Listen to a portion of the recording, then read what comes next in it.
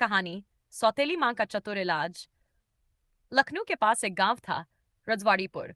वहां रहते थे राम किशोर, एक सीधा सादा किसान। उनकी पहली पत्नी गुड़िया की माँ शांति बहुत ही सज्जन और दयालु महिला थी। लेकिन जब गुड़िया मात्र 8 साल की थी, शांति का देहांत हो गया।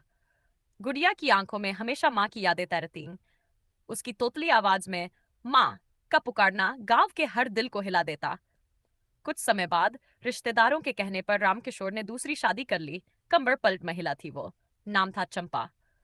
चंपा शुरू शुरू में गुड़िया से ऐसे मिलती जैसे वो सगी माँ हो। बिटिया राजा, लड्डू खा लो, चोटी बना दूं। लेकिन असलियत तो धीरे धीरे खुलने लगी। गुड़िया अब घर की नौकरानी बन गई थी। झाड़ू पोंछा, पानी भरना, जानवरों को चारा देना, सब काम उसी से होते। फिर 1 साल बाद चंपा को बेटा हुआ। अब तो घर के दो हिस्से हो गए, एक हिस्सा सिर्फ बबलू का और दूसरा हिस्सा यानी टूटा फुटा कमरा देहात गुड़िया का।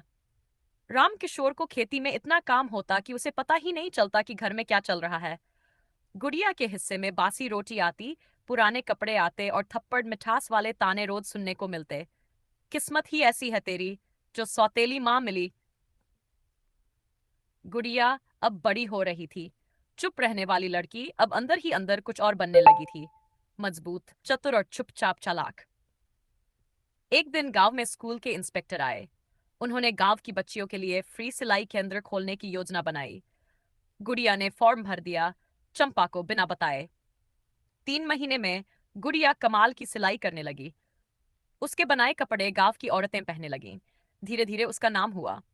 पर चंपा, जब किसी ने कहा गुड़िया के हाथ में तो सोने जैसा हुनर है, तो उसका चेहरा गर्म पराठे जैसा लाल हो गया। चंपा का अगला वार आया। अब घर में बिना पूछे कहीं नहीं जाएगी। सिलाई बंद, स्कूल बंद, तू अब बबलू की आया बनेगी। लेकिन गुड़िया अब वही चुप लड़की नहीं थी। वो मुस्कुराकर बोली, ठीक है माँ, बस एक बात बताइए, अगर मैं घर पर ही बैठूंगी तो अगले महीने आपकी बबलू की फीस कैसे भरी जाएगी?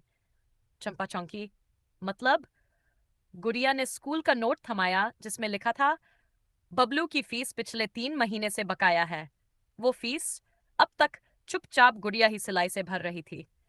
अब गांव में गुड़िया बुटीक खुला। झोंपड़ी से शुरू हुआ दुकान अब पक्की छत में तब्दील हो गया। लोग बोले, जिसे सौतेली माँ ने दबाना चाहा, उसने तो किस्मत सिलकर बदल दी। चंपा अब बदलने लगी। गुड़िया अब घर की कमाऊ बेटी बन चुकी थी। गांव में उसके सम्मान से चंपा भी गर्व महसूस करने लगी। एक दिन चंपा ने धीरे से गुड़िया से कहा, बेटी, मुझे माफ कर दे, तू तो असली सोना निकली। गुड़िया मुस्कुराई। माँ, आपने जो दर्द दिए वही तो मेरी ताकत बने। अब बबलू भी मेरे बेटे जैसा है। अब बबलू स्कूल जाता, चंपा घर संभालती और गुड़िया गांव की लड़कियों को सिखाती कैसे अपने हाथों से किस्मत को सिलना है।